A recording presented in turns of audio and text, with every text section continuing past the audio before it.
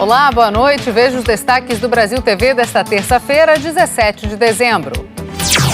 13 pessoas são presas em flagrante no Paraná por falsificação de remédios para emagrecer que eram vendidos em lojas e pela internet. A polícia de São Paulo investiga a morte de uma mulher que passou mal depois de fazer escova progressiva num salão de beleza no interior do estado. A Prefeitura do Rio suspende todos os pagamentos e movimentações financeiras, incluindo o depósito do 13º do funcionalismo. E a Agência Nacional de Vigilância Sanitária decide banir a gordura trans dos alimentos industrializados. Você vai ver o que isso significa agora no Brasil TV.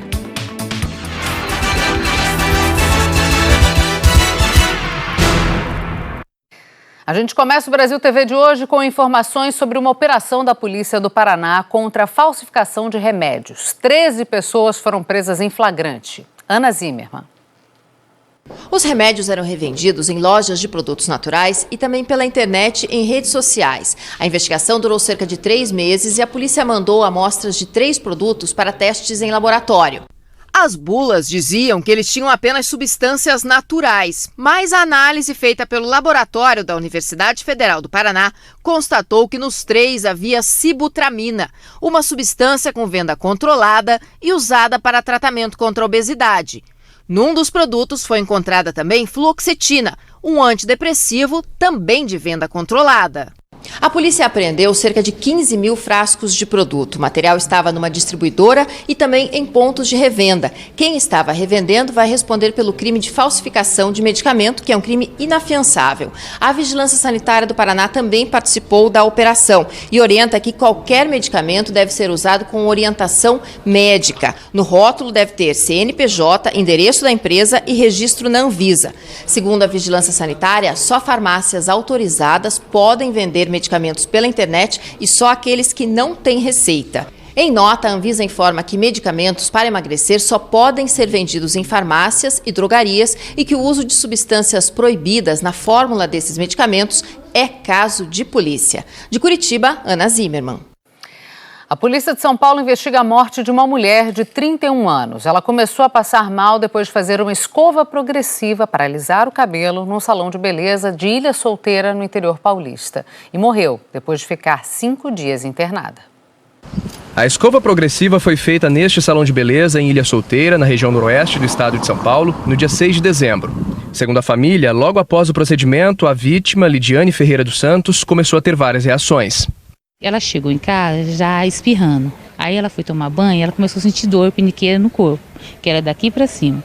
No outro dia ela teve febre, começou a empipocar o corpo com alergia. Lidiane voltou outras vezes para o pronto-socorro da cidade, mas só foi internada na quinta-feira da semana passada no Hospital Regional de Ilha Solteira. Os médicos chegaram a pedir a transferência dela para a Santa Casa de Araçatuba, mas não deu tempo.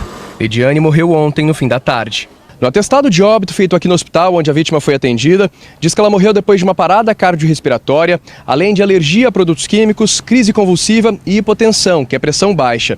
No IML, o corpo passou por exame toxicológico e o resultado deve sair em até 90 dias.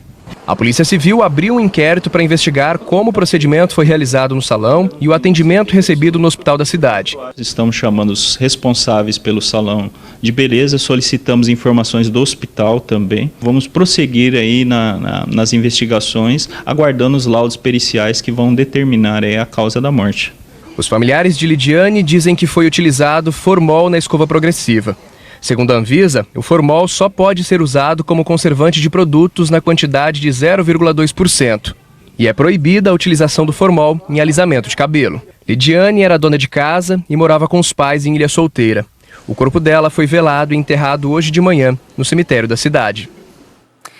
Os donos do salão de beleza não quiseram gravar entrevista. Os advogados deles informaram que eles estão colaborando com as investigações. Disseram ainda que o salão funciona há 11 anos e que o mesmo produto foi aplicado em outras pacientes no mesmo dia e que ninguém teve reação. O salão ficou fechado hoje para o trabalho da perícia.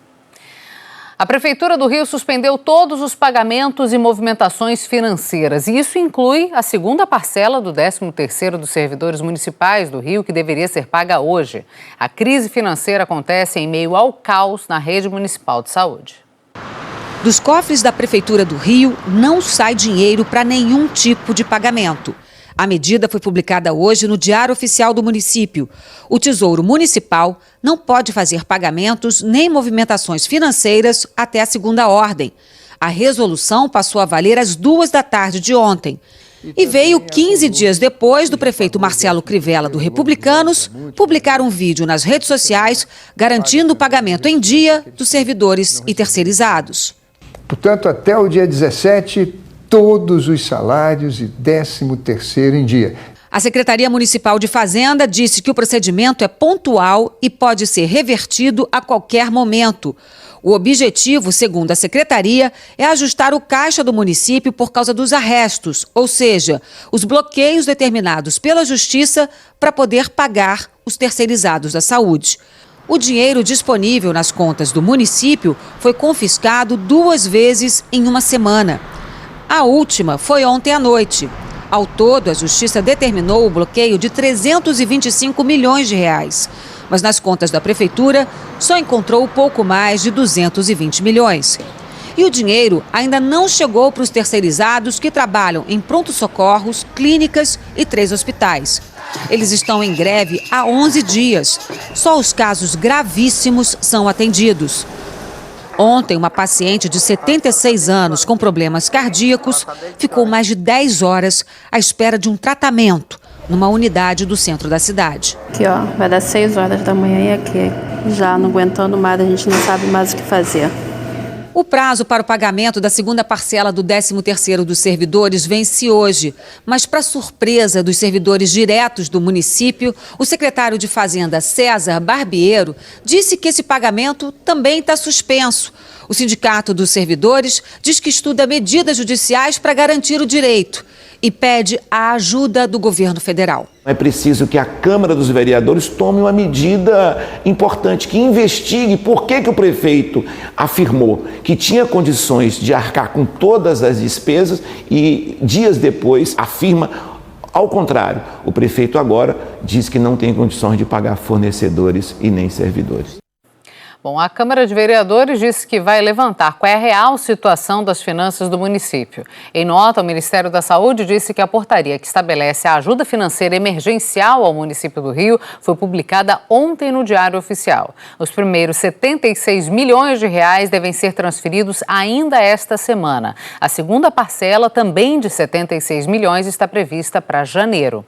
A unidade, onde a dona Severina está, de 66 anos, informou que ela foi levada para um leito no fim da manhã. Segundo a família dela, foram mais de 20 horas de espera.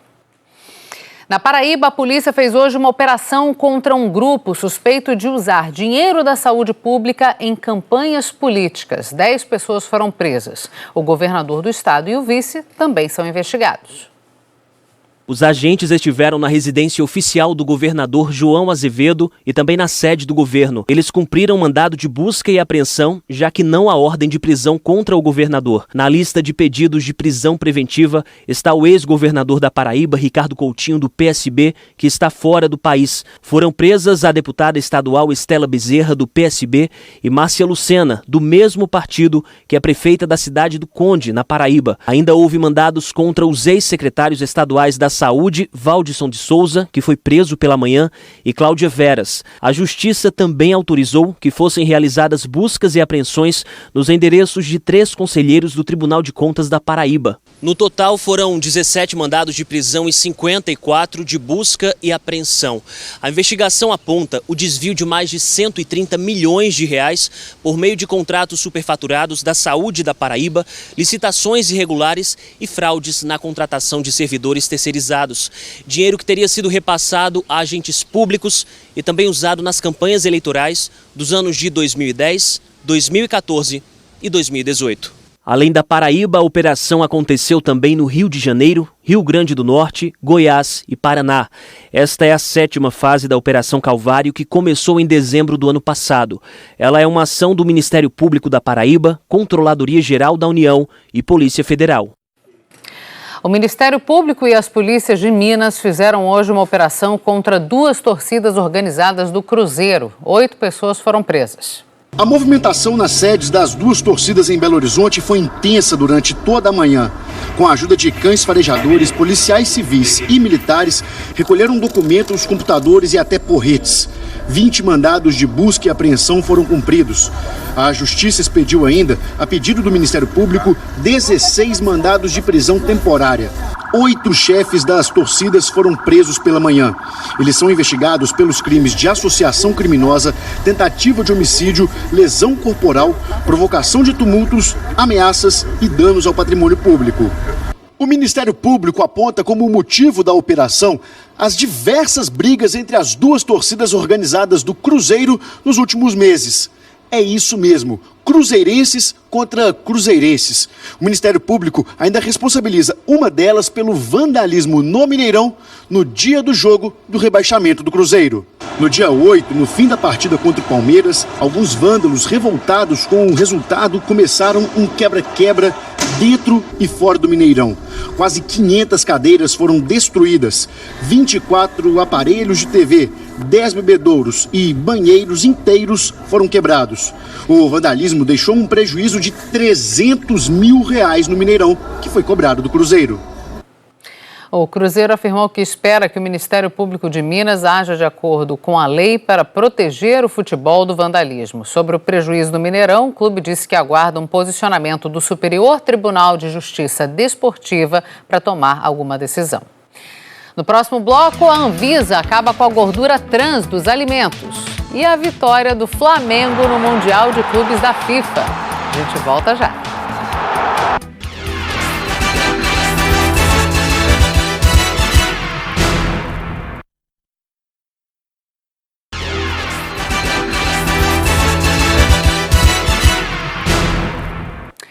Estamos de volta com o Brasil TV. 2 dias depois do flagrante de cães numa rinha na Grande São Paulo, a polícia encontrou 33 pitbulls numa chácara em Itu, no interior do estado. Todos tinham sinais de maus tratos. Alguns cães estavam amarrados com correntes debaixo de chuva. Outros ficavam trancados num espaço sujo e sem ventilação. Os policiais que participaram da operação não têm dúvidas de que os animais encontrados aqui eram usados em rinhas. Eles dizem que este espaço servia para brigas entre animais, inclusive com 2 portões separados para a entrada dos cães.